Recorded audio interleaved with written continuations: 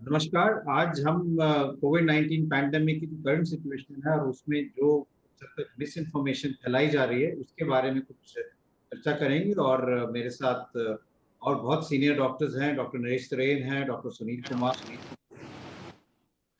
सबसे पहले तो मैं यही कहना चाहूंगा कि अगर हम कोविड 19 की करंट सिचुएशन की बात करें, एक हद तक ये कहना गलत नहीं होगा कि एक टाइप ऑफ पैनिक जो है वो जनता में है, एक टाइप की घबराहट है।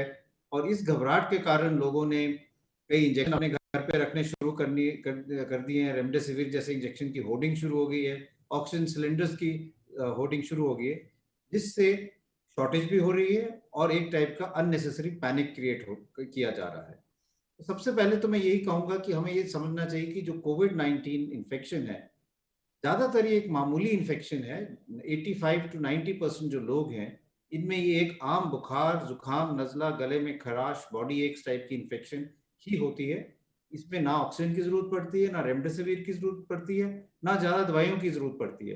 बुखार की आप गोली लें, जुकाम नजले की दवाई लें, अपने घरेलू नुस्खे करें, भाप लें, योगा करें, इसी से आप ठीक हो जाएंगे।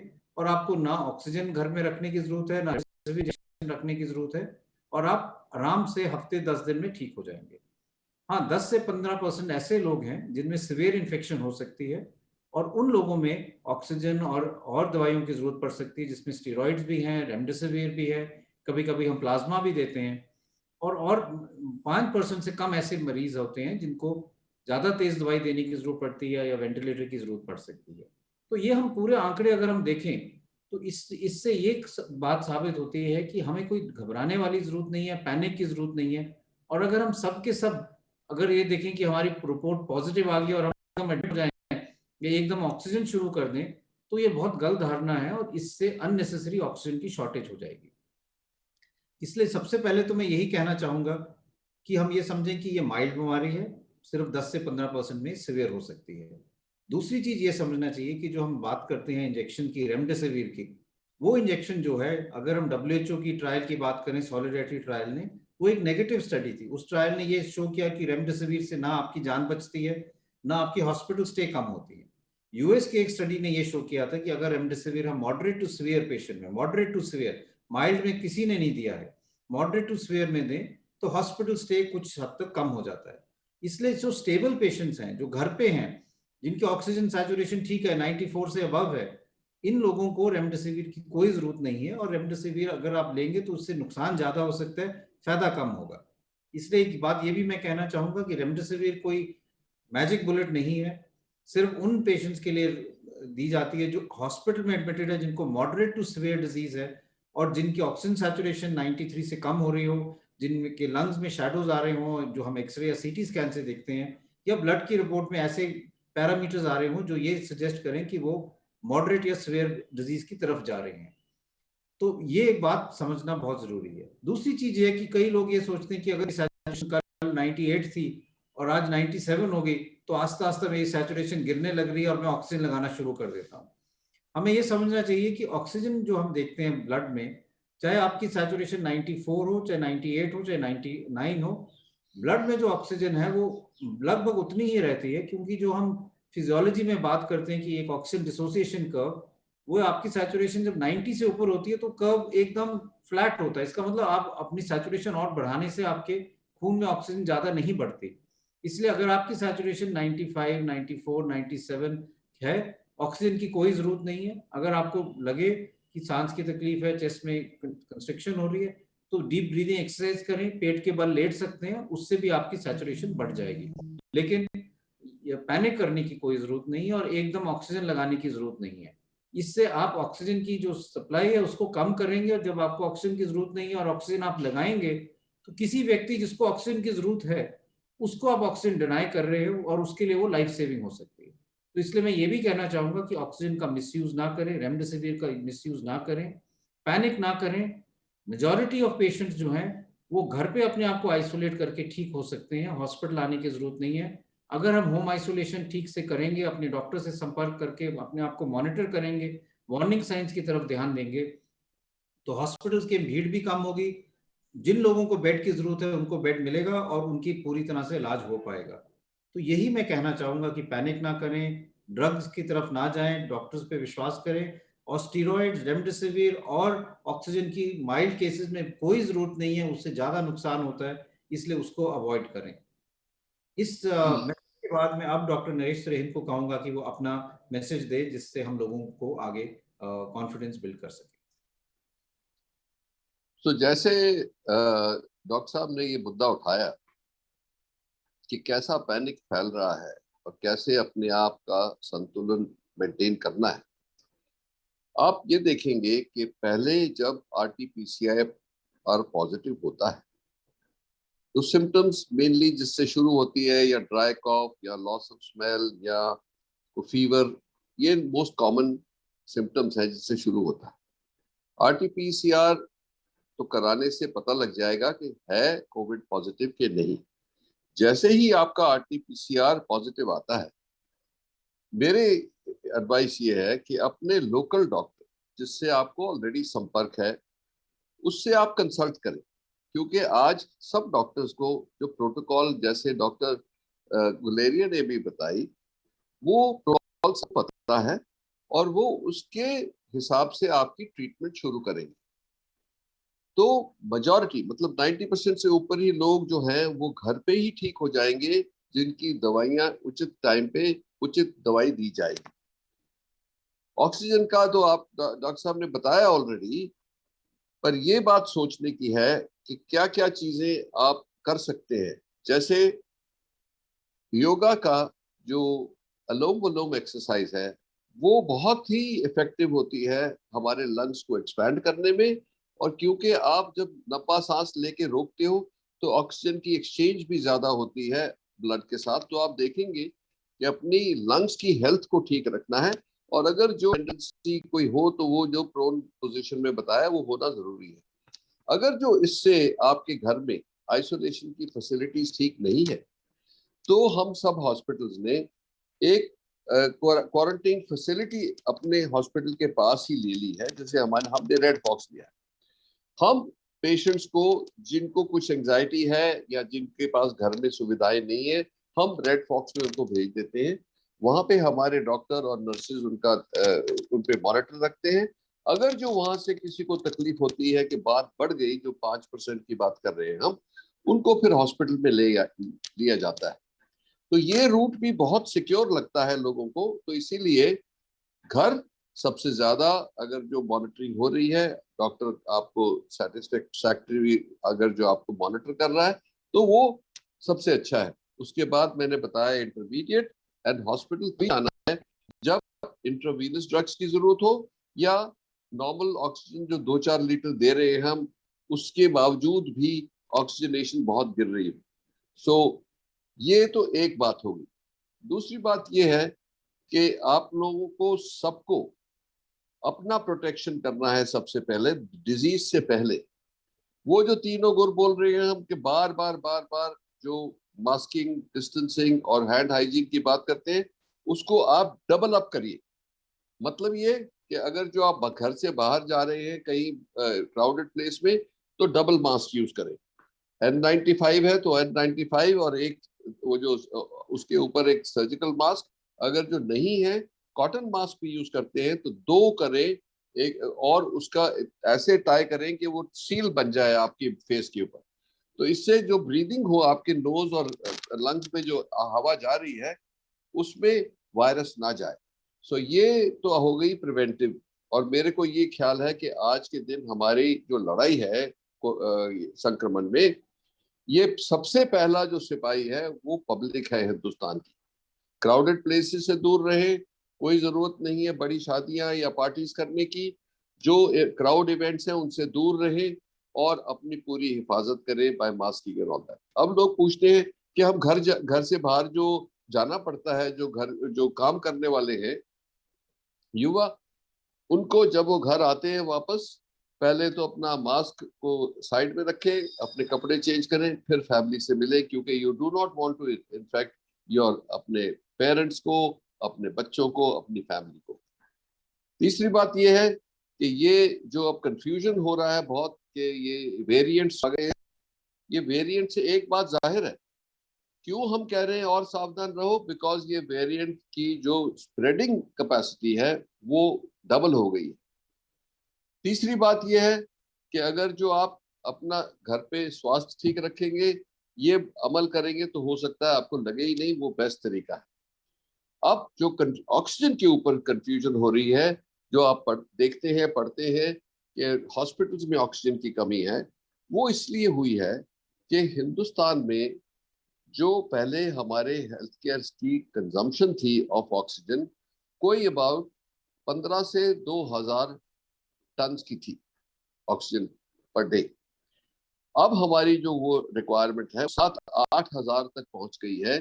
तो इसीलिए जो मैन्युफैक्चरिंग फैसिलिटी थी जो नॉर्मल हमको सप्लाई करती थी, उनके पास इतनी कैपेसिटी नहीं है, वो पूरा कोशिश कर रहे हैं। पर फॉर्चुनेटली जो हमारे स्टील प्लांट्स हैं और मैन्युफैक्चरर्स हैं जो ऑक्सीजन यूज करते हैं, उनके पास बहुत कैपेसिटी, पर उनको ट्रांसपोर्ट करने के लिए स्टील प्लांट से हॉस्पिटल्स के लिए वो क्रायो टैंक्स की जरूरत होती है, जिसकी जो तादाद है वो इतनी नहीं थी। पर गवर्नमेंट ने अब ये इंपोर्ट कर लिए हैं, शुरू हो गया आने, और उम्मीद है कि आने वाले 5-7 दिन में जो ये तकलीफ हुई है हॉस्पिटल्स में, लास्ट मिनट, लास्ट घंटे 2 घंटे की ऑक्सीजन बचती है तो ऑक्सीजन डिलीवर होती है, वो जो सिचुएशन है मेरे को लगता है अंडर कंट्रोल आ जाएगी। पर ये हमारे को सबको मिलकर लड़ना है और निश्चिंत रहे कि इससे जीत होगी।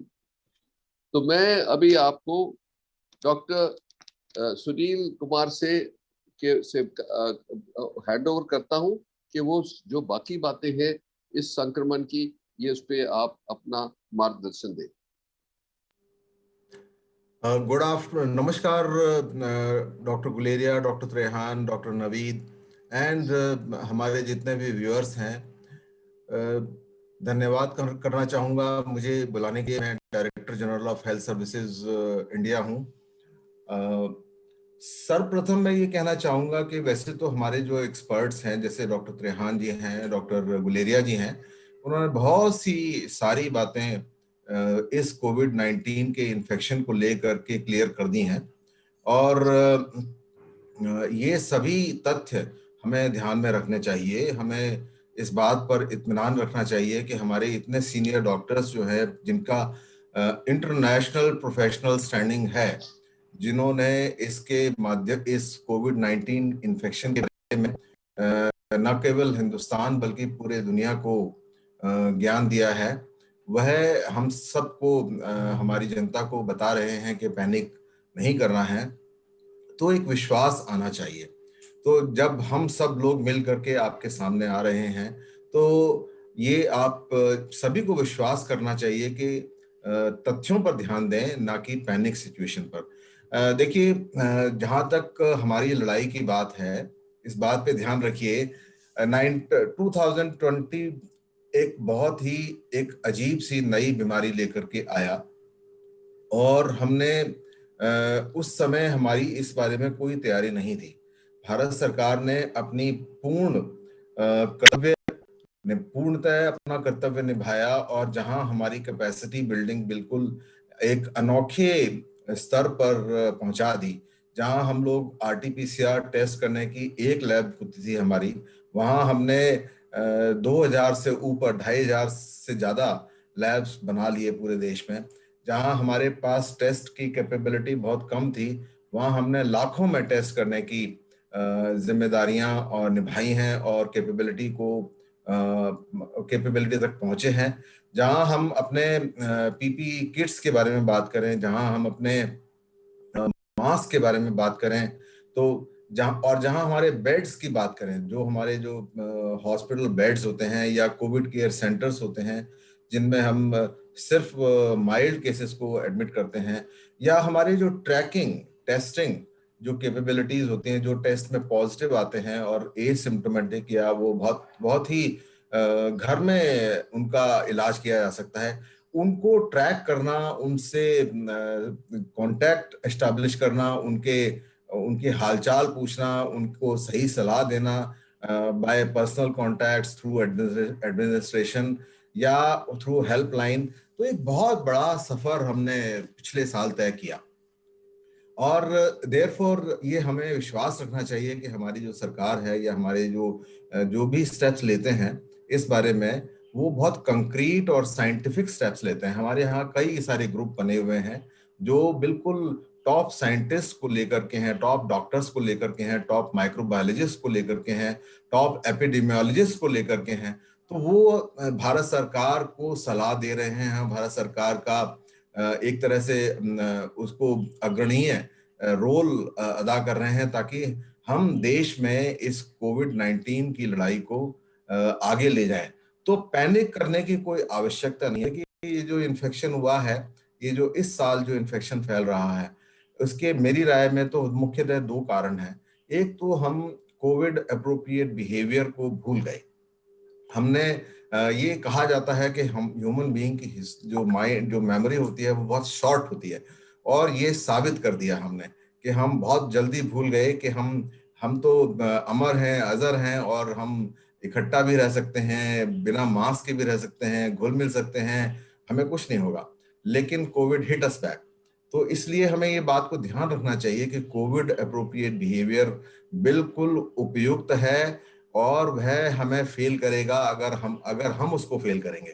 तो कोविड अप्रोप्रिएट बिहेवियर को पास कीजिए, और तो आपको वो पास करेगा, फेल नहीं करेगा। पहली बात तो ये, सरकार ने वैक्सीन की कैपेबिलिटी को कितना ऊपर लेके गए कि हम वैक्सीन से सारी दुनिया को वैक्सीन दे रहे हैं। तो वैक्सीन को अपनाया, वैक्सीन को अपनाइए। वैक्सीन के बारे में गलत गलत धारणाएं बनी थी कि वैक्सीन से इन्फेक्शन हो सकता है, वैक्सीन का साइड इफेक्ट हमें मालूम नहीं है, वैक्सीन के बारे में कहीं ऐसा ना हो बाद में कुछ कैंसर्स होने लगे, और ये वो कई तरह की तमाम बातें की गई वैक्सीन को लेकर भी।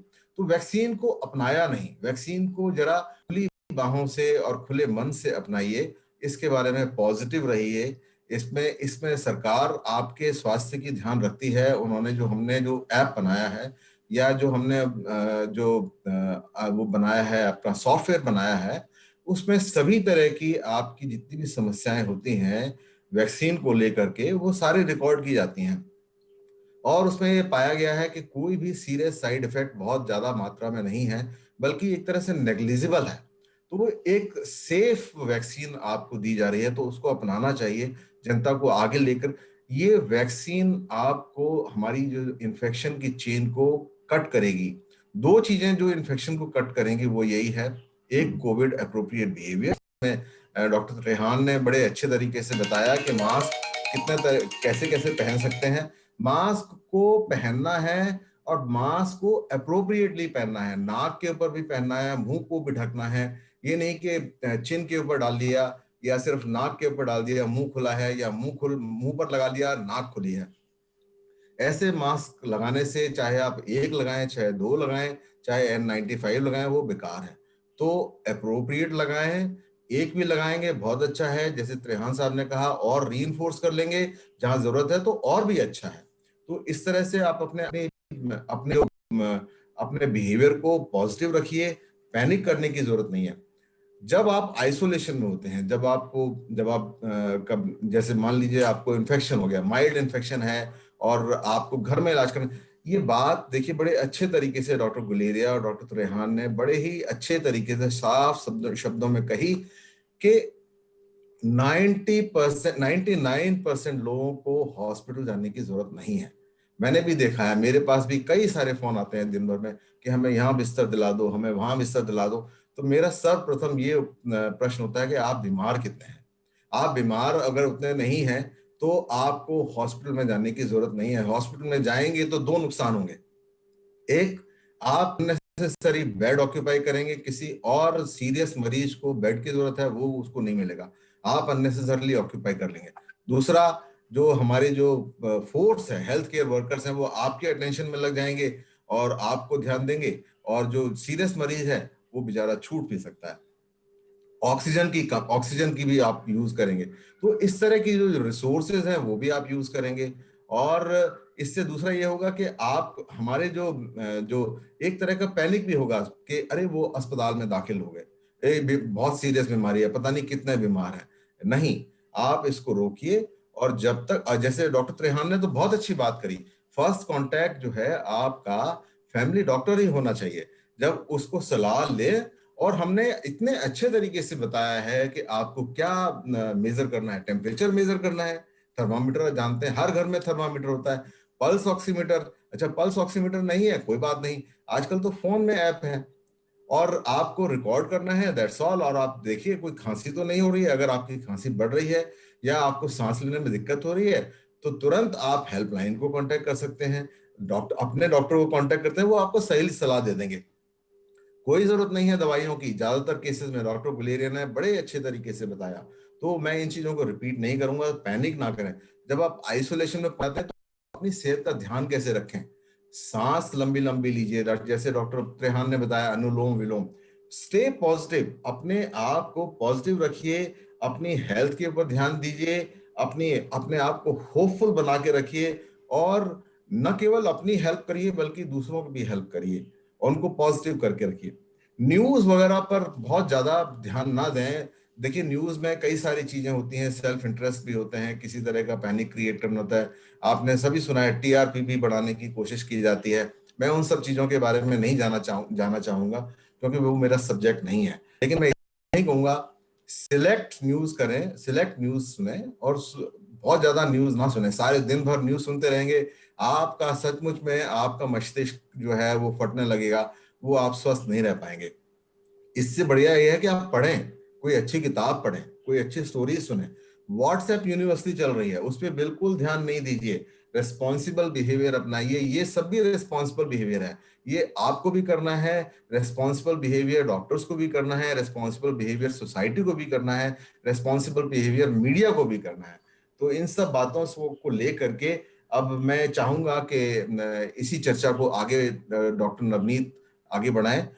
ओवर टू डॉक्टर नवनीत, धन्यवाद। धन्यवाद डॉक्टर सुनील कुमार। हमें इस बीमारी को हराना है।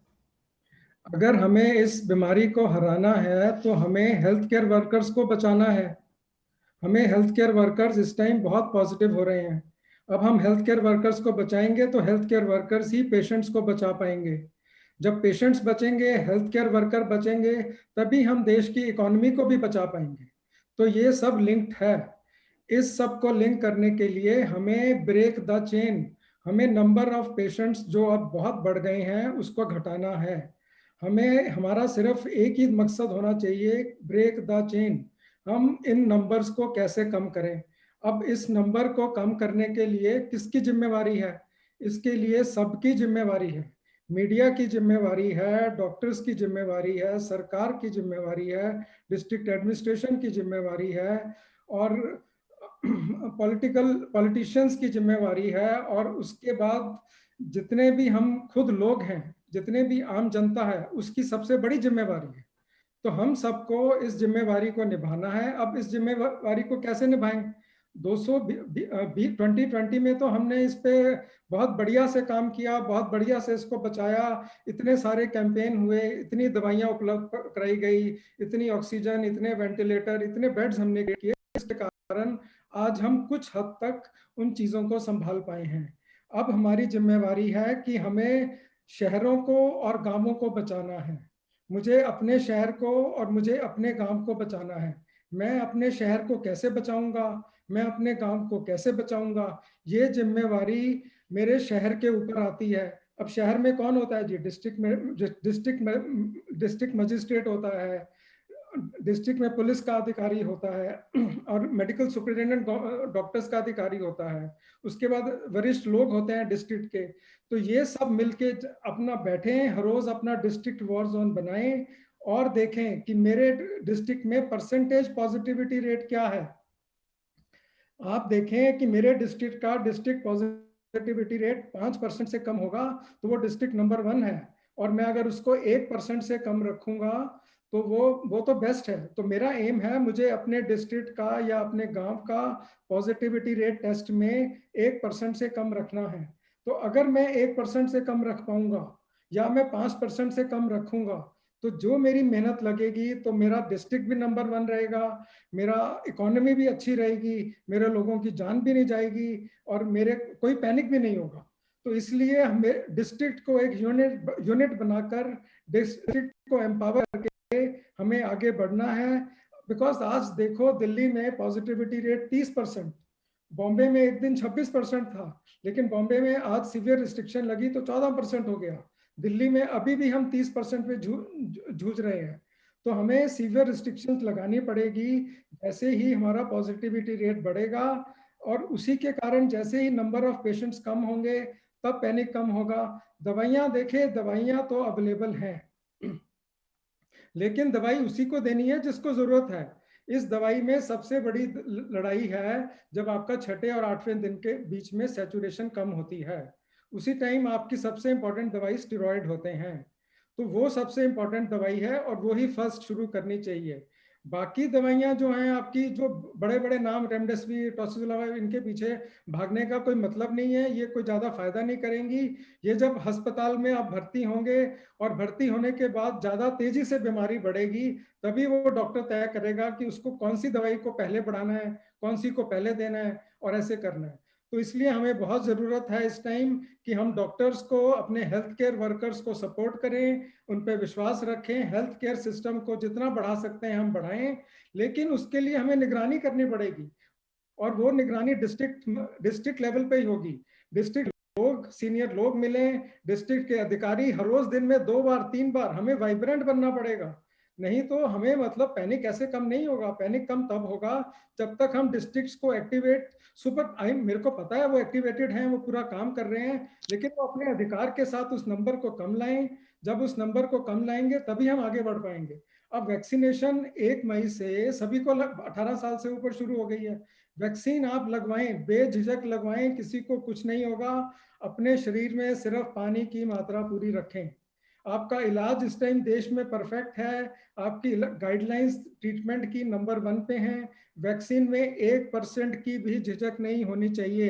1% का मतलब 1%, ज्यादा ज्यादा बुखार हो जाएगा, आप पानी की मात्रा भी करिए और खाइए और आप परफेक्ट रहेंगे। तो वैक्सीन में हमें बिल्कुल नहीं करना है, बिल्कुल नहीं। वैक्सीन 100% लेनी है, सबको लेनी है, जो भी अलाउड है, और इमीडिएटली जाके लीजिए, क्योंकि 1 मई से और रश हो जाएगा। जिन्होंने अब तक नहीं ली वो अपनी वैक्सीन पूरी करिए, सेकंड डोज लगवाइए और ब्रेक द चेन पे काम करिए। मिस इन्फॉर्मेशन बहुत है, मीडिया से मेरी रिक्वेस्ट है कि वो सिर्फ पॉजिटिव चीजें दिखाएं। भाई कैसे मरीज को ठीक करना है, जो और टेली कंसल्टेशन को, हमें डॉक्टर्स की टेली कंसल्टेशन की लाइन हेल्थ केयर वर्कर्स की बढ़ा देनी है, ताकि किसी को भी तकलीफ हो, ये टेली कंसल्टेशन का नंबर है, आप इस पर कीजिए। बहुत हैं लाइंस, लेकिन उनको और बढ़ा दो ताकि मरीज घर पे ही ठीक हो जाए और अस्पताल में जैसे सबने बताया वही मरीज आए जिसको ऑक्सीजन की जरूरत है। हमें जल्दी अस्पताल में जाना नहीं चाहिए। अस्पताल में अपनी अलग अलग दिक्कतें हैं और बाकी नॉन कोविड मरीज भी सफर कर रहे हैं। मेरी फिर गुजारिश यही है कि हमें ब्रेक द चेन, हमें अपने घर पे रहिए। इसको बार बार हैमर एंड डांस, पहले आप उसको हमें हैमर करके रोकना पड़ेगा, जब रुक जाएगा हम धीरे धीरे खोलेंगे, फिर अगर बढ़ गया फिर हम उसको बंद करेंगे। तो इसको हमें धीरे धीरे खोलना है, धीरे धीरे बंद करना है, धीरे धीरे खोलना है, ताकि हमारा 5% से नंबर कम रहे। अगर हम 5% से नंबर ऊपर आ जाता है तो हमने भी देखा इस वेव में 1% था, 1% दिल्ली में था 1 अप्रैल को, और 20 अप्रैल को 30% हो गया। कितनी तेजी से भागता है। तो हमें यह समझना पड़ेगा कि इस टाइम जनता की जिम्मेवारी है कि मैं इंश्योर करूं कि सामने दूसरे वाले ने मास्क पहना हुआ है, नहीं पहना हुआ तो मैं उसको फोर्स करूं कि भाई मास्क पहनो। अपने घर में जो आपके लोग हैं, आपके घर में आपके बहुत सारे, आपके ऑफिस में बहुत सारे लोग हैं, हमें सभी का ख्याल रखना है। इतने वर्कर्स हैं, हमें सबका ख्याल रखना है। मतलब तो हमें, मतलब अगर रिस्ट्रिक्शन भी लगाएंगे हमें सबका ख्याल रखना है, और जितना हम ख्याल रखेंगे तो रिस्ट्रिक्शंस लगाने की जरूरत कम पड़ेगी। लेकिन समय हमें 5% से ज्यादा जहां भी लोग हैं वहां पे रिस्ट्रिक्शंस लगाने की जरूरत है, तभी ये देश इस बीमारी को हैंडल कर पाएगा। बहुत बहुत धन्यवाद। मैं डॉक्टर गुलेरिया जिन्होंने बहुत अच्छा बताया, डॉक्टर त्रेहन जिन्होंने बहुत वर्ड ऑफ विजडम दिए, उन्होंने बताया घर पे इलाज किया, डॉक्टर सुनील कुमार जो इतनी मेहनत कर रहे हैं दिन रात, कि मतलब कैसे कैसे पॉलिसीज बने। और अगर आपका टेस्ट नहीं हो रहा है बाय चांस, तो कोई बात नहीं, आप आइसोलेट कर लीजिए, घबराने की कोई बात नहीं है। टेस्ट कल हो जाएगा, कल नहीं होगा तो परसों हो जाएगा, परसों नहीं तो अगले दिन हो जाएगा। इलाज सिर्फ वही है, आप अपने आइसोलेट करके अपना जो गाइडलाइन है उसके हिसाब से क्रोसिन की गोली खाइए, उसके बाद अपने डॉक्टर से कांटेक्ट करके जो भी आपको तकलीफ उसके हिसाब से करिए। तो आप इस टाइम पैनिक को कम करिए, हमें सबको मिलके कम करना पड़ेगा, इस चेन को हमें मिलके ब्रेक करना पड़ेगा। और हम किसी के ऊपर ये नहीं कह सकते कि मैंने ये किया, उसने ये किया, उसने ये किया। हम सबको मिलकर सबको जिम्मेवारी लेकर इसको अगले 3 हफ्ते में भारत को कम से कम नंबर लाना पड़ेगा। और ये परसेंटेज 5% हम 3 हफ्ते के अंदर ये परसेंटेज हम 5% से कम कर सकते हैं। आपका बहुत बहुत धन्यवाद।